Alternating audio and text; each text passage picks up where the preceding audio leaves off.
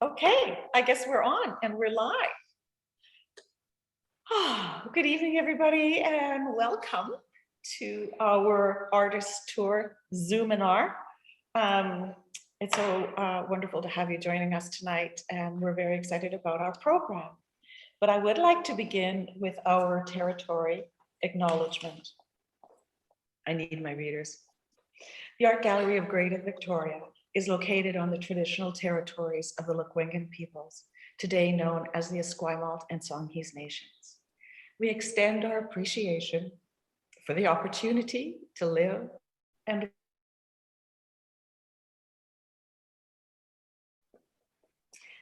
So my name is Karen Cooper. I'm the art rental and sales consultant here at the Art Gallery of Greater Victoria, and it's my pleasure to welcome you and host you to our little event tonight. One of the perks of my job is to be able to go to different artists' studios and see what they do and hang out a bit and get to know them and understand their processes and get a feel for who they are, and it's all connected. And I think that the more that you know about an artist and the work they do, the more exciting it is to actually own a piece of their work. You have a bit of their energy with you. And always when I'm in an artist studio, there's their work and their tools, but there's usually things floating around in their studio that are personal to them, that help boost their sense of creativity and what makes them work. To begin, I wanted to read to you a poem from one of my favorite poets, John O'Donoghue, who is an Irish poet and philosopher, and I would say a dreamer. And this one is from a book of his called To Bless the Space Between Us. And the poem is for the artist at the start of day. May morning be astir with the harvest of night, your mind quickening to the eros of a new question, your eyes seduced by some intended glimpse that cut right through the surface to a source. May this be a morning of sticky web of the personal with its hurt and its hauntings and fixed fortress corners. A morning when you become a pure vessel for what wants to ascend from silence. May your imagination know the grace of perfect danger, to reach beyond imitation and the wheel of repetition, deep into the call of all the unfinished and unsolved, until the veil of the unknown yields and something original begins to stir towards your senses and grow stronger in your heart, in order to come to birth in a clean line of form that claims from time a rhythm not yet heard, that calls space to a different shape. May it be its own force field and dwell uniquely between the heart and the light, to surprise the hungry eye by how deftly it fits about its secret loss. You know, I wonder sometimes, what is it that takes an artist into their studio every day? And I think one, it's their job. So they get up and they go to work. And it takes discipline. But I think more importantly, it takes creativity, imagination, a sense of wonder. And it enlightens your, I think the whole thing is to learn to play and to continue to learn to play. So you really have to experience your sense of wonder to unleash your imagination. So tonight we have the privilege of going to 3 different artist studios. We'll have Miles Lowry, Ed Hughes, and Rochelle Osborne. And before we sort of get into all of that, a couple of things. And one of them is behind the scenes that you don't see is our wonderful Alex Jensen. And he's our tech specialist, and he's very organized and really efficient, and he asks all the right questions. And we're so thrilled to have him help us out tonight. And next, I want to say just really quickly that we're going to show you a a little video in a bit of our new showroom here at the gallery, the Spencer Mansion. It's actually such a lovely room, a beautiful historic space, and it's now filled with gorgeous art from Art Rental and Sales.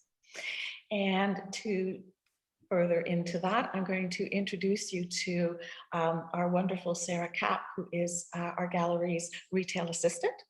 And Sarah wears many hats around here. And one of them is working for Art Rental and Sales. The other is the other time that she spends in the gallery shop. And tonight, the hat that she wears is co-host of this event. And again, tech specialist, hyper organized, has the lists. Love Sarah. She's wonderful, and you will love her too. And I'm going to turn this over now to Sarah. Perfect. Hi, everyone. Yeah, so as Karen said, I'm just going to give a quick rundown of the event this evening.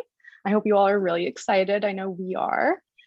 So after I give this little spiel, as Karen said, we're going to introduce the new Spencer Showroom with a little video that we've put together. We're going to show the new art that we've put in there just last week, and we're really excited about it. Then we're going to go on to our artist talks with Miles Lowry, Ed Hughes, and Rochelle Osborne. Each artist will get around 10 to 15 minutes to speak and show off their great studios. Then after our last speaker, we're going to have a short Q&A period of just around 15 minutes. A button, and it's on the bottom right of your Zoom screens. It's just to the left of the red leave button. Don't press leave, just press the Q&A. And then you're welcome to address questions to the artist specifically, or you can ask them more generally. If you want to type in a question while an artist is speaking, go for it. Just make sure to include who the question is for in the Q&A, so I know who it's for when I get to it at the end. The sun shining through the Spencer. Great lighting in the Spencer. Oh, I know. It's so magic, isn't it? I just love this space, and we're just really thrilled to have it. Got a Marine Marika right there. Brand new, hot off the press, and same with Dennis Brown and brand new Lisa Riel. So this is exciting that we've got some fun, new and big stuff. And this is an abstracted landscape by Janet Brooks, who normally just does abstract. So we like that combination. The sculpture by Julie Glaspey, which we love. Oh, and look at this. This is an ode to Miles Lowry, as you can see.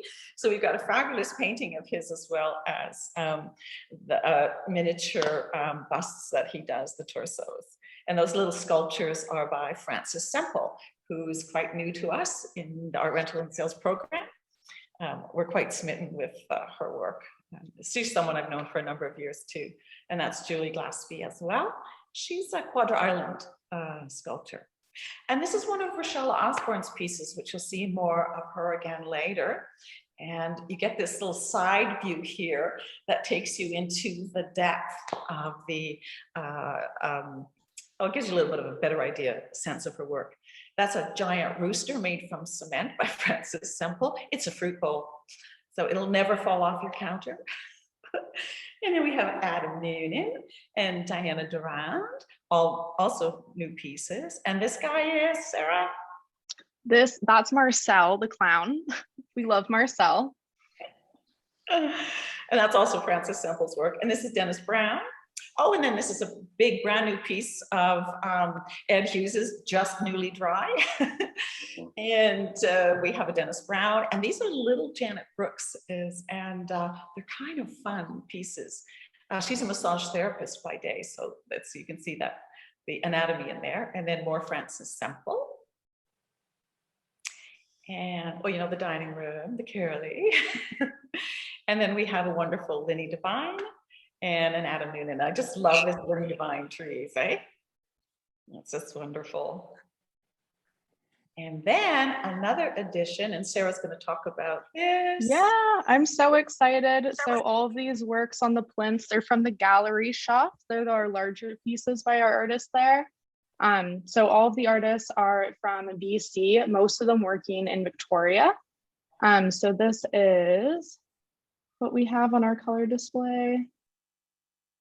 And then over here, we have our more monochrome neutral display with Kathy Jefferson, Andre Gogol, and then my favorite, Marita Manson. I actually own this bowl in cream. I love it so much. You can see all the volcanic stuff she's done on the bottom. It's great. Yeah, so that's our Spencer mansion. And alrighty, so now I'm going to introduce our first speaker tonight, Miles Lowry, and he's someone I've known for a number of years. And we reconnected some time ago when I first started with the gallery, and we got much more of his work in here, and he's been really active and a huge support. I love his work, and a lot of people do. So we've had a few good years together, having some fun. And I've had the privilege of a number of visits to Miles's studio. And I have to say, his studio is so much fun, and it's always a joy to go there. But about Miles, he's one of those uber talents. He does it all. He's a videographer, a photographer. He can sculpt, he can paint, he can do just whatever you need to be done. Miles can do it. And he's also totally lovely. And it's a thrill to have him as part of our program. So over to you, Miles. Thank you. Thanks, Karen. That's fantastic. Well, welcome to the studio. I'm glad that we could have this kind of Zoom visit. I've been working in here all kind of winter, and now spring is here, and I'm very excited to open it up a little bit. It's a multi-purpose studio. I basically work in sculpture and painting here, and I'm going to show you my sculpture station first. Now, I've been working on sculptural works for a long time. I started working with clay, I worked in glass, I worked in stone, and I eventually realized that what I really wanted to do was paint and sculpt at the same time. And that's how I came about working in sculptural paper. What I do with this work, and it can be any kind of surface, because I'm a painter and I paint it and I adapt my painting's style to work with the various sculptural ideas.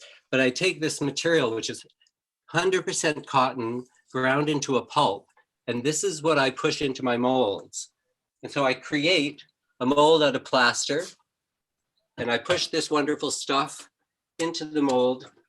It takes a while, it's a delicate job, and eventually it dries. This is the quick version of it all. It dries into something very tough and very light that eventually becomes this sculptural work. I work with the human body. I think that the body is something that is very important for us to continue to address as a sculptural and as an artistic subject. It's who we are, it's what we're made of, it's our vulnerability, it's our strength. I try and show all of those things in my work. I try and also work with the idea of the fragment showing something. For instance, with the torsos, I feel like a torso is a very important symbol for us, because the torso holds the heart. It's the crucial fragment of the body, and I love working with it. And this whole process of working with sculptural paper has become a very important part of my work. And some people only know me for this, but I'm also a painter. And so working with them as sort of sculptural paintings is a big part of it too.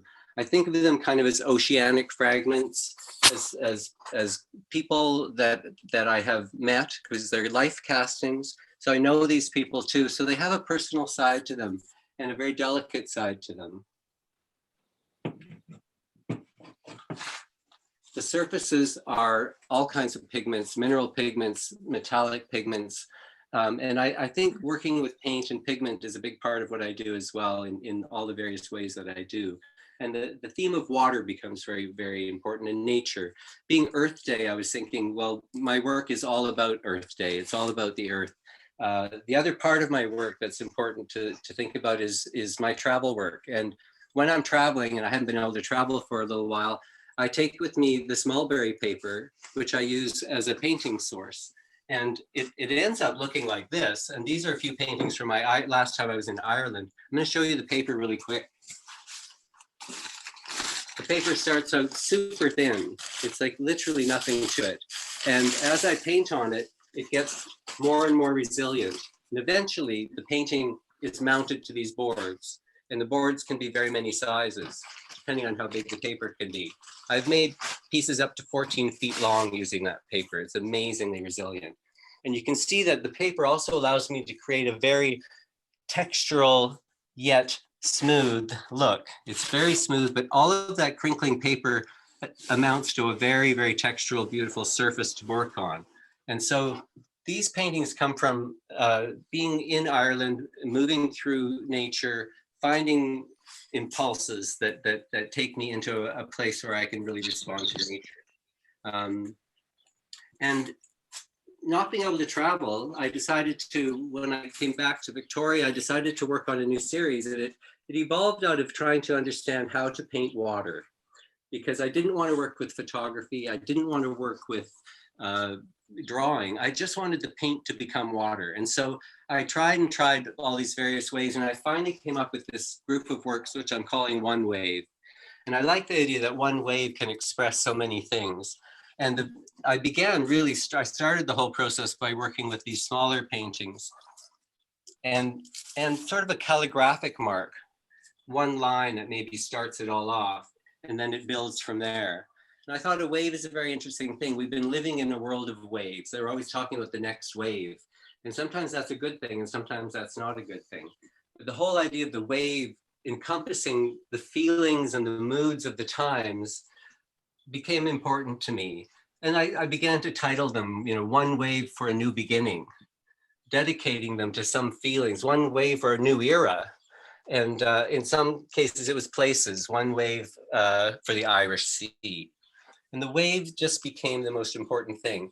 The way that I worked on these paintings, however, was not with the rice paper, not with the mulberry paper or the thin paper, but I worked directly onto the wood, the birch wood panels with pigment.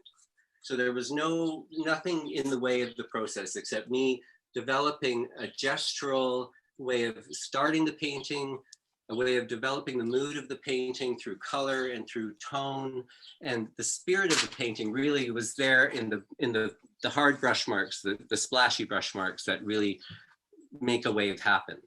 So this is the newest work. I haven't really shown it anywhere. They don't even have it at Art Rental yet or anything. It's coming, it's developing, it's almost there kind of feeling. And I had a really incredibly great time doing this work and experiencing a new series that I didn't expect to happen.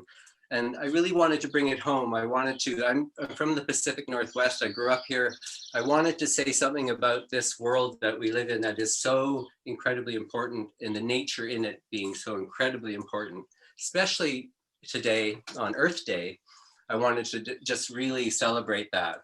The trees that those old trees that we're taking down, the way we need to honor this actual place that we live in that is so inspirational to so many artists. If you look at how much, I didn't expect to be a landscape painter, except I started looking around, and how can you not be?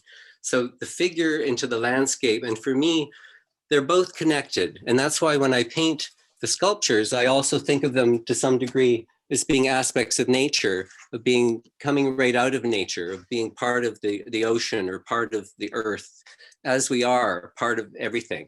So these very big thoughts brought me to this point where I'm now combining my sculptural work, my painting work, and the studio provides me with all of that. And I'm gonna duck here because David's turning the thing down. There we go. There you go. I also work in photography and film and that sort of thing. And in some ways, I let this influence that. I let myself as a painter be myself as a photographer, myself as a filmmaker, a writer. It's nature that is my inspiration. And I think that's something that's become very, very clear over the last few years. Let's see what else. I'll show you where I work. It's a real mess. You'll love it.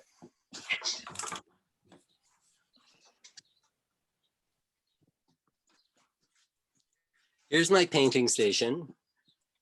Now, all of this muck and all of this becomes these very quiet, calm pieces, peaceful pieces. So there's a lot of energy. There's a lot of paint moving through here. Oh, here's a little hair that I'm working on for spring. So thank you for visiting with me here. I have a website, mileslowry.ca. Please go there and look and see what else I've been up to and how to find this work. if you want to buy it. There's work, of course, at Art Rental and Sales Gallery, and there will be more coming and some new work coming very soon. So thank you very much for the visit. Nice to see y'all. Well, you got to see me. I didn't really get to see you, but thank you. Oh, thank you so much, Miles.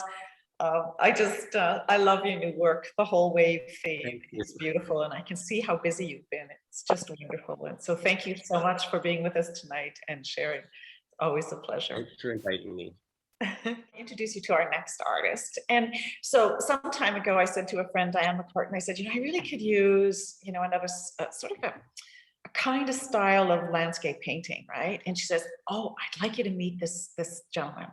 So I contacted Ed and we met, and he had some beautiful things. And then I talked him into making some of them even bigger. And so we sold them and all that kind of stuff. And then one day, Sarah's on Instagram and she goes, Ed, he's doing abstract. Look at this, look at this. So we're like, let's call him, get this stuff in here. So the very first one is like, they're so beautiful. He says, well, they're still wet. I said, okay, well, hang it on the wall and put a little sign, don't touch, it's still wet. So a gentleman walks in the door and he wants the painting. And I said, okay, well, I got to tell you, it's still wet. So you have to hold it like this. Don't let anything touch it. You get home, you put it on the wall, do not touch for a couple more weeks. Anyway, so we've had a lot of fun together, and it is absolutely a pleasure for me to have Ed as part of the program. And he's absolutely a delight, and I hope you enjoy the visit to his studio. Here you go, Ed. You're so much for inviting me, and I'm so happy to be part of this program. I wasn't smart enough to ask somebody to hold the camera. That would have been a brilliant idea, but I didn't do that. So here we go. I'm going to be the camera person. So as Karen said, I am a landscape painter, amongst other things. I work in this beautiful studio, which is a dedicated space of 500 square feet, and it is a godsend. It's wonderful. And I work 7 days a week. I come in here on a daily basis. It works easily. It doesn't seem like it's discipline that's needed. It's just I get up and I ride my bike and I come in here. Just walk you around a brief review of some of the stuff I've been working on to try and show you why I do both.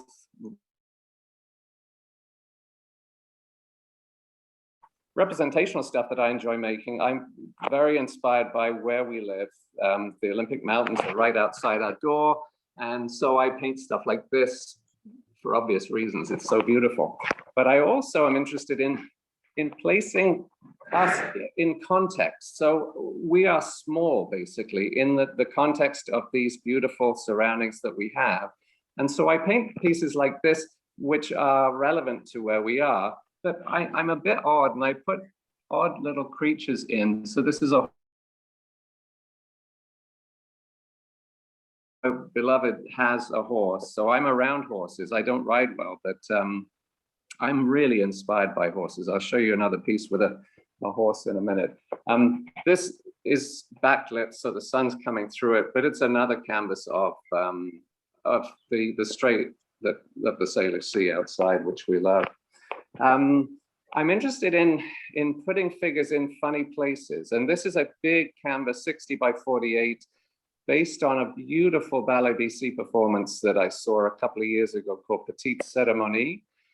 It's a COVID painting, and the ballet was all about the relationships between women and men and each other. Of modern living. But what I've tried to do with this is put these dancers in an even more challenging. It's a painting that I took a long time to make, and it's a bit iconic of what I try and do. I'm interested in mystery, magic, dreams, and dreams are a big source of inspiration for me. I write my dreams down and use them as a basis for painting. Here's another couple of pieces. I love beasts, small domestic beasts. They're wonderful. This is my daughter's cat, Salem, and it's in a piece called Two of Everything, which of course isn't true. There's not two of everything, but I love the lemons and the cat's eyes as certainly two of something. It also introduces the idea of abstract work, which two abstract paintings in the corners of this piece that I'll show you in a minute. So that's the sort of stuff I'm up to. Here's another piece. I'm sorry, the sun's shining on it. I'm going to move it. Just as a reference again to animals. Animals are so mysterious. And this is a piece that I started for friends. This dog has the potential to eat us all up. And yet, you know, he trusts us, we trust him. But I try and put tension in paintings. And this, to me, this, I could explain it, but there's not enough time. There's a lot of tension in that painting. So basically, I paint because I have to. I just can't help myself. I have to be here every day.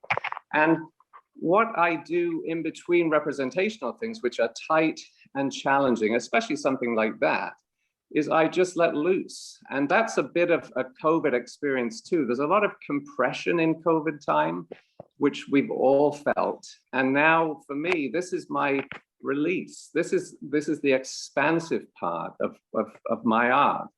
This is a piece called Zigzag People. It's a diptych. This is a series called Skyway. Skyway, there's a bridge in Burlington where some of the people I love live, and it's called the Skyway Bridge. And it just makes sense to me to call this series Skyway. Lots of oil pastels, oil sticks. I just want to show you this piece because it's funny. There's this piece is a diptych. Let me see. It's called "It's Okay to Think of Your Dog While Dancing," because a little dog appeared when I was rubbing back something I didn't like. This little dachshund or funny little fellow. Yeah, so that's a diptych of a dance-inspired thing. A lot of my work is inspired by dance, dreams, all sorts of odd things. I also learned to draw in biology. And this is a series up top called A History of Cells, and Karen has a couple of those in the gallery at the moment. These are very layered paintings with, 10 layers of texture. This is one up close, and you can hopefully see, maybe you can't, but there's a ton of medium and paint and stuff that goes into that. In terms of the representational stuff, I paint dreams, and this is a funny little dream of a combination of elements, local elements. That's a house on Fairfield and Vancouver, but Mr. Todd has built himself a rocket as an ultimate social distancing tool. So I'll do funny things like that. Or here's the other painting I wanted to show you of a dream. So Fran's horse inspires me a great deal. I'm sorry the light's shining off this painting, but that's called The Dream of Billy Ronson. And it's all about a boy who basically has to travel with this horse in his rowboat, which is impossible, but anyway. So last but not least, some more abstract stuff. Jazz dance. This was the series that gentleman bought a piece from. I'm sorry, Karen, it was still wet. That was so rude of me to give you a wet paint. At least I did tell you it was wet. But anyway, I was excited and so were you, so we took it in. A jazz dance is just about movement. It's all about vibration and flow and connection and joy. And that's where a lot of my abstract stuff is coming from. And interestingly, it kind of starts with patterns from things like rhododendrons. So I'll paint plein air like this, and I'll end up extrapolating from those patterns to elements like this. And that's, to me, the joy of painting. It's magic, it's free, and we can just do what the heck we want with it. So in summary, yes, I'm a landscape painter, but I'm a dream painter. I like to paint things that have tension in them. I love little beasts. I think Miles does too, with his hairs. And abstraction to me is a huge release, a wonderful way to just go beyond the details and sometimes the angst and pain of making representational pieces. There's my studio, a different view. So thank you so much for sharing. I really appreciate the chance to show you around. I wish it was easier to do, but I'm happy to share. Thank you. Thank you, Ed. That was wonderful. There's a couple of pieces in there. I'm going to talk to you later. Yeah, It's so fun to get into the studio because sometimes it's funny that things that artists tend to show me, Yeah. sometimes they don't show me everything, and I can go, oh my goodness, well, I love that piece. I love that piece. And they're like, really? Ooh, because they get so shy about their work. And I don't blame artists. It's you're always putting yourself out there. It's like standing around in your underwear every time you go to show your work. So I truly honor that they let me actually come in and dig and go, yep, no, and have the courage and the thick enough skin to deal with that. So thank you so much, Ed. That was wonderful. So the next artist I'm going to introduce to you is Rochelle Osborne, and she's one of the newest to our program. And it was just wonderful the day that she came by to show me her work, as we hit it off right away, and we have a similar view of things. She is both a business person and an artist, and that's like an interesting combination and juxtaposition, I think. But her work is not really painting, not really sculpture, maybe somewhere in between, but it's quite unique and endlessly interesting. And I really look forward to a number of years ahead of working with Rochelle. So welcome, Rochelle, you're on. Thank you, Karen. Yeah, opening statement would definitely be to thank you for the opportunity, not only to be involved with the rental program, but to be invited to speak to people. A part of me feels like I'm not really worthy of the role yet. I'm still considering myself emerging. But I wanted to start off by just telling you a little bit about how I got here. Some of you may or may not recognize me, but I am the former owner of Blighty's Bistro, which is a little restaurant on Oak Bay Avenue that I bought in 1996 as a 26-year-old right out of university with an arts degree, which made sense that I was going to buy a business where I could continue to take people's dinner orders for the rest of my life. And that business really consumed my life for the 23 years that I owned it. I was committed right from the beginning to showing art on the walls of the restaurant. I use the Victoria College of Art and a number of local artists over the years, rotating the art every 3 or 4 months. And I really benefited greatly from the exposure of my regular clients to so many wonderful pieces of art that came through there. At one point, as I sort of became more discerning, we renovated the restaurant somewhere around 2011, 2012. And at that point, as I was changing the art, I felt less and less convinced that the artist that I was having in was nailing kind of the feeling that I wanted for the restaurant. And so at some point I determined that the only person that was going to be able to put art on the walls to reflect how I wanted the restaurant to appear was myself. So armed with this hacksaw and a nail file, I put together 10 very simple color blocking pieces of art, pulling the colors and the scale of the pieces from the restaurant. And I put together my first show. Funnily enough, in the first 3 weeks after putting those paintings up, I started selling them. And that really began this journey of becoming an artist. To date, I've sold about 150 paintings. Often to writers in the restaurant. I'm not going to tell you that most of them had had too much to drink, but definitely a couple of them had had a little bit of wine. I wonder how many of them woke up the next morning and thought, what the heck did I just buy? So this is my studio that you can see. And then on the table here is the current piece of work that I'm working on. If you can just tilt it down a little bit so that people can see this. So this is a 6-foot by 4-foot cradle panel with an inset circle. This piece is a commission for someone who has a condominium. And I think the thing about my work that I have really evolved and developed into considering is that a lot of art is viewed from the side. And this piece will very rarely be seen directly from the front because it's going to be in a dining room, sort of a nook. So this side angle is going to be really key.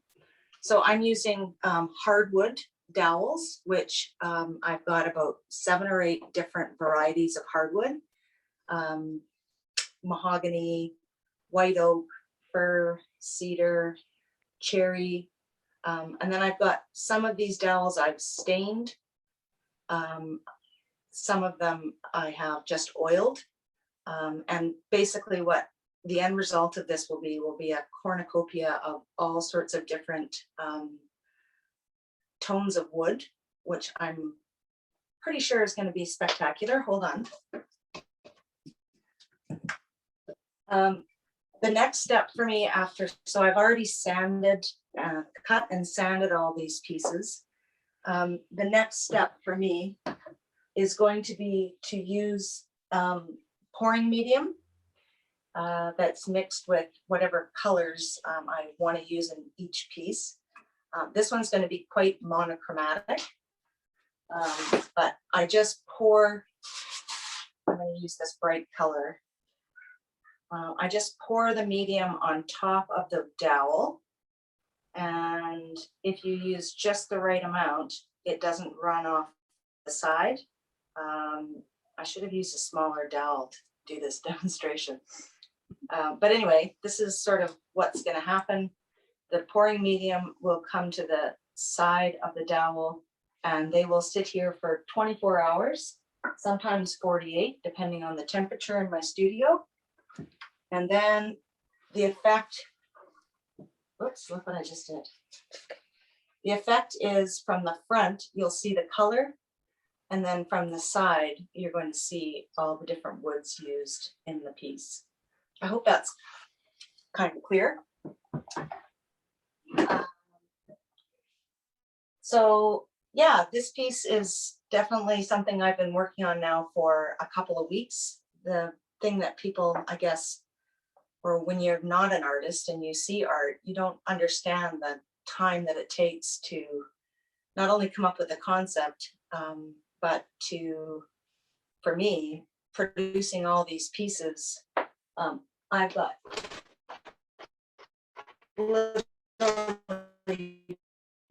bags and that are ready for the pouring medium. Then I'll start. I do also feel sorry for the people that bought some of my really, really early works because the glue I used was probably not going to withstand the test of time. This product is amazing. So once it's on here, it's not coming off. What else was I going to tell you about myself? I mean, in terms of my studio, this room is on the back of my kitchen. And for the first 10 years that we lived in this house, there was a deep freeze and an old rocking chair that nobody used. And now it's literally my everyday, 8 hours a day spot where both my children have spent many hours with me being creative. I've upgraded the hacksaw to a nice bandsaw.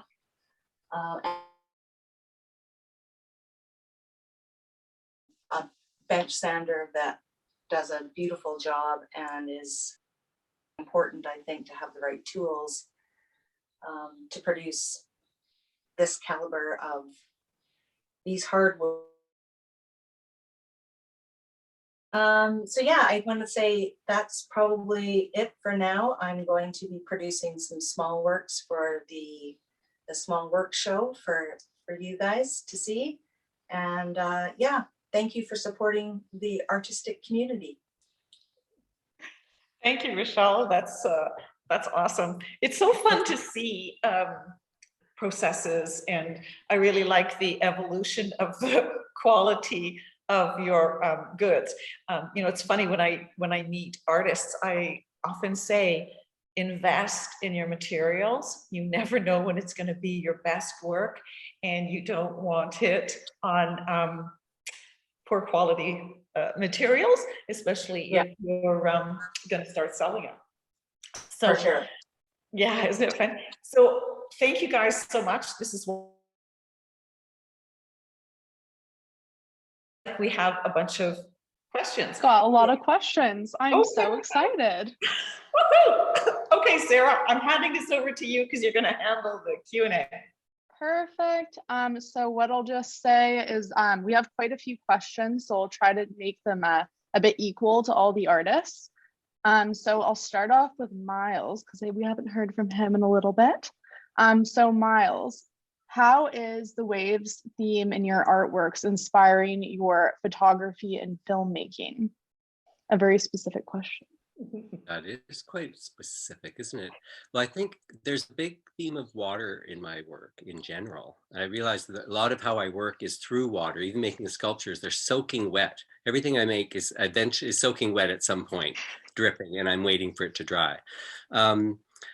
But after working on the wave series, I started going out into the ocean a bit on some boats and actually taking pictures to see how well I was doing. Like, do waves really look like that? Or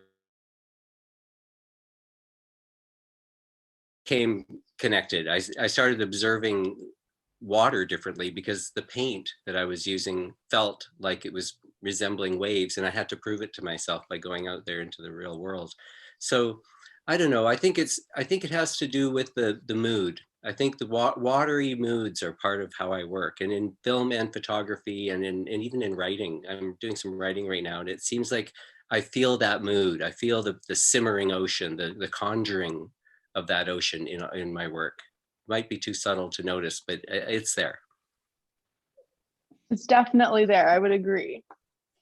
I have a question for Ed now. So we have, I notice a lot of animals in your paintings. Can you talk a bit more about that, as well as your dream inspirations and how they manifest in your paintings? Are they clear images or more abstract in terms of how they make their way into your work? Thank you. No, that's a great question. First of all, we're surrounded by animals, whether we realize or not. So I spend my time, a lot of it, looking up. Like Miles, I look at the water a very great deal, sit quietly and watch it. But I also look around and stop in my tracks when I see a bird that's interesting. We're surrounded by birds, just a myriad of little creatures. So I'm very aware, and that's actually one of the cool things about being an artist. It really forces you to be looking all the time. It's a bit of a pain too, because you get distracted. Anyway, there's a lot of animals around us. We live with animals. We've got a beautiful dog who you may hear bark as we speak, a horse in the family. And they have auras, they have power, they have love, they have joy, they have all sorts of cool, free things that humans, I think, struggle with. So I think they teach us a great deal. In my dreams, yes, I'll dream about fully manifested, specific creatures, like the dream of the boy with the horse in the boat. Profound. I don't know where these things come from, but yeah, they're very relevant and very powerful. Fran has a horse who we love. She's beautiful. And yeah, these animals just appear in my work. And in my life, for which I'm grateful. Last but not least, Fran communicates with animals in a more active way than me, but I think we can communicate with animals. We can connect with them. So I'm sort of using their voice in a way. I'm borrowing their voice, which I'm grateful for. Awesome. Thanks for that, Ed. And then for Richelle, we have a question for you, another good one. They said, what inspires your work with various hardwoods? some of your work makes me think about stained glass windows. Is that the intention or inspiration behind some of your works, specifically the one on your wall in your studio just behind you?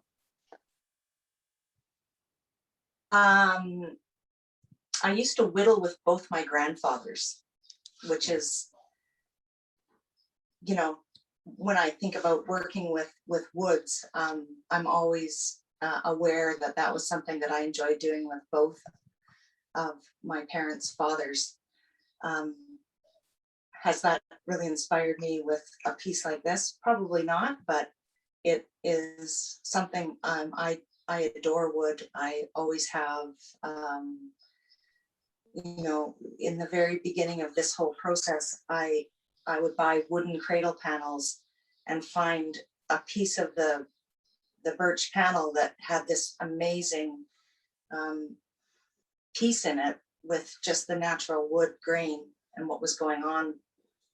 And I would, you know, endeavor to leave that exposed. There's some of that happening in this piece behind me, where these few sections are just the actual birch panel. This piece right here was supposed to be for a gentleman that was going to put it in his dental office, and he really loved goldfish, and he had a goldfish tank somewhere in the office, and so this was my tribute to the goldfish that he so loved, were these 3 pops of orange. And I had a whole series of paintings that I painted at the beginning of the first lockdown in March. Unfortunately, those all went in different directions because based on just the pandemic and what was happening in this gentleman's life, he wasn't able to redecorate his office at that time. So yes, I hope I answered that question. Stained glass. Oh, stained glass. I use acrylic extrusion, which is sort of, it's basically plastic rod. And so there's a piece in the rental program that really shows that off in a big way. And I'm definitely going to be using this more and more because it does look like stained glass to me. And I mean, the possibilities are limitless in my mind as to the things that I can do with that material. Awesome. Miles, we have some more process and material specific questions. So we have a question about what type of paper you use. I'm assuming the reference was the paper that you crinkled up. That is mulberry paper. So mulberry mulberry leaves are what silkworms eat. So mulberry paper is like rice paper, although it's not made of rice. And we often think of rice paper when we actually mean mulberry paper. Way more common for paintings to be made on mulberry, certainly in Asia. I fell in love with this paper because I wanted to travel, but I wanted something super light. It wants to fall apart. It's extremely difficult to work with. I really dare anyone to try to make big paintings with it because it is just so delicate. When it's wet, it wants to dissolve. When it's dry, it wants to blow away. It's fun. And if you can get it to survive to the end, it's wonderful. So it's mulberry paper. Very cool. I always wondered about how you got your works back from Ireland. So that's good to know. I pulled them up with my luggage and my clothes. Oh my gosh. Fabric. And then I mount them flat onto the wood here in Victoria. So that's it's kind of half cool. the process happens there and kind of half of it here. That's so fun. Ed, we also have a specific question about materials. Sure. I'm assuming this is referring to the fact that you use oil paint. So we have somebody asking, how long does it take one of your works to dry typically? That's a sweet question.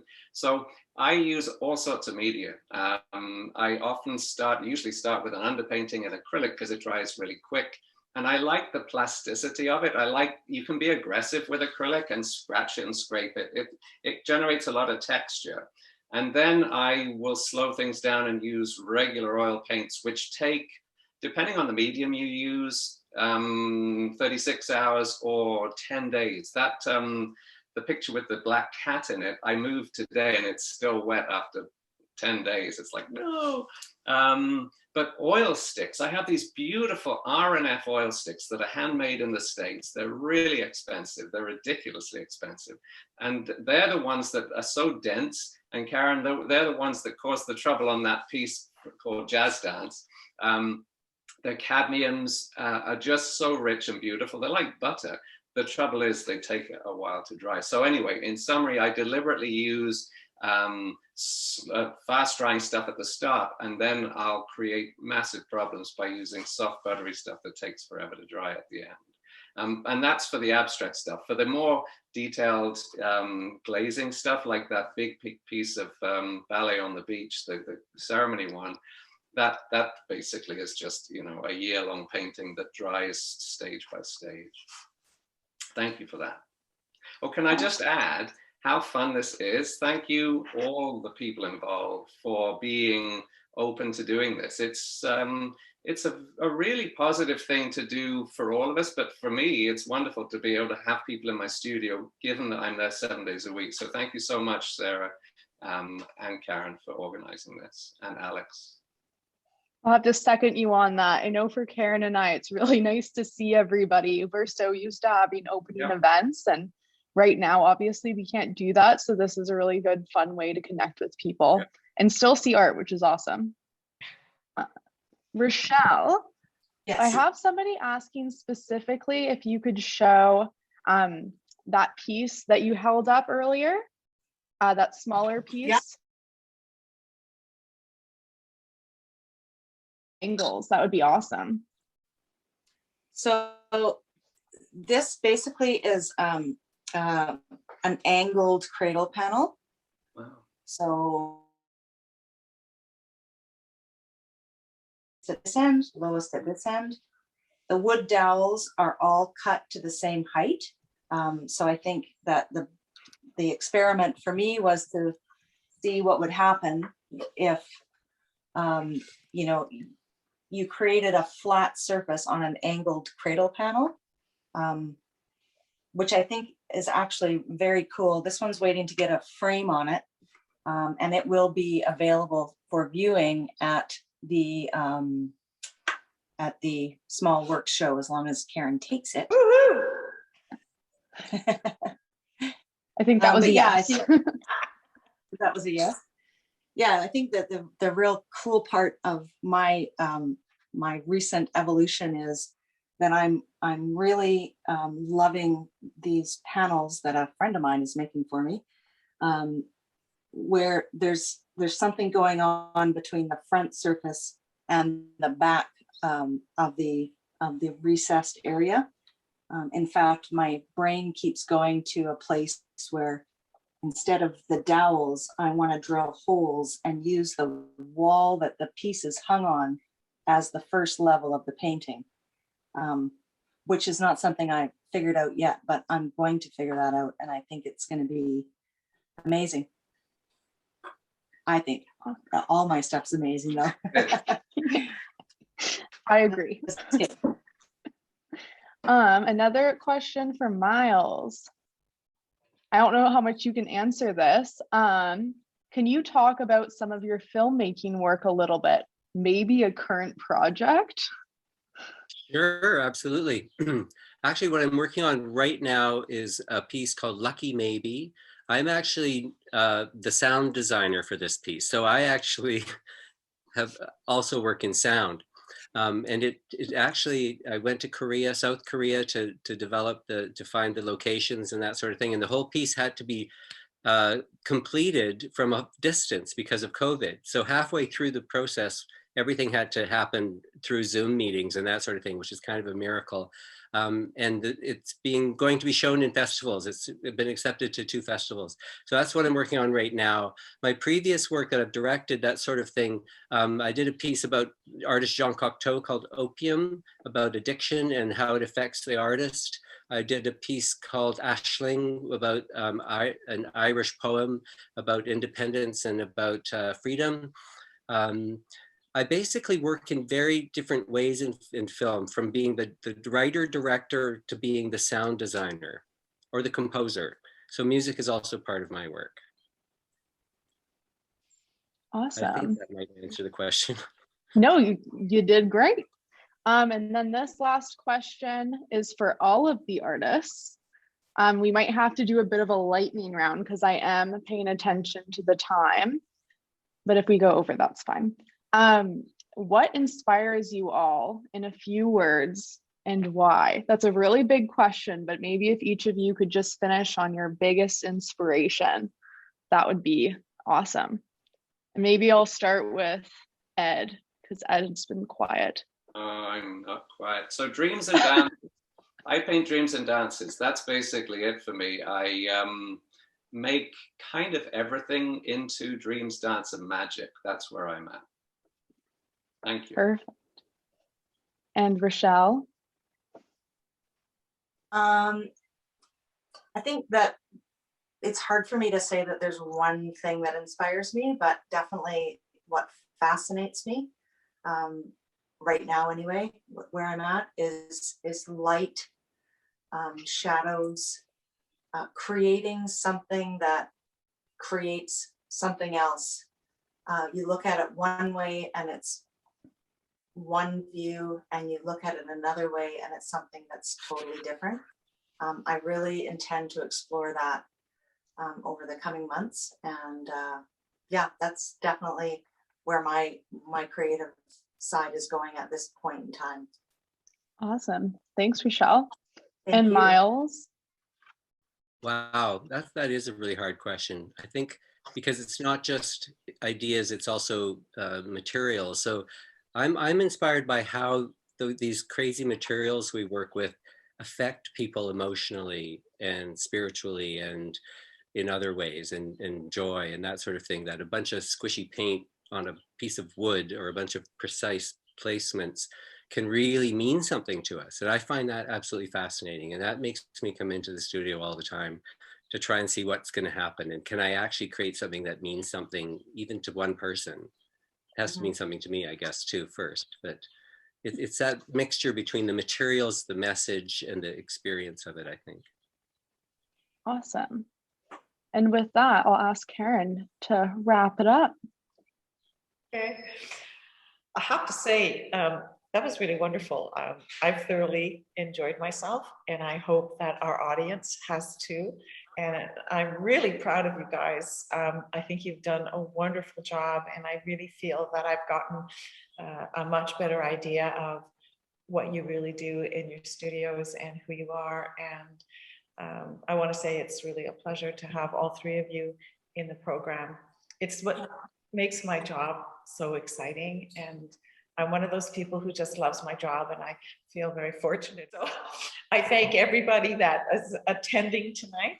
And I also thank all the people that actually come here and visit the gallery and the studio. And really, you guys, this is just wonderful. And I hope that we can get together and do a whole bunch more of these events. So thank you so much, everybody, for participating. Sarah and Alex for making this all work. And the audience for coming. Thank you. Thank you. Thank you.